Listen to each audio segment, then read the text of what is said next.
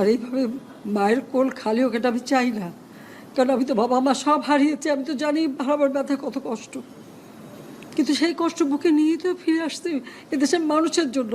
এখানে আমার তো কোনো চাওয়া পাওয়া নাই, আমি তো আমাদের ছেলে মেয়ের জন্য কিছু করিনি, শুধু তাদের লেখাপড়া, নিজেরাই চাকরি করছে, নিজেরাই পড়েছে, আমি কতটুকু করতে পেরেছি, কিন্তু আমি দেশের মানুষের জন্য করেছি। আজকে অন্তত মানুষের ভাত কাপড়ের ব্যবস্থা, চিকিৎসার ব্যবস্থা, তাদের কাজের সংস্থা সবই তো করে দিচ্ছিলাম। যাক, আমি আর কিছু বলতে পারি না, আমি যে এগুলি এক একদিন দেখি আর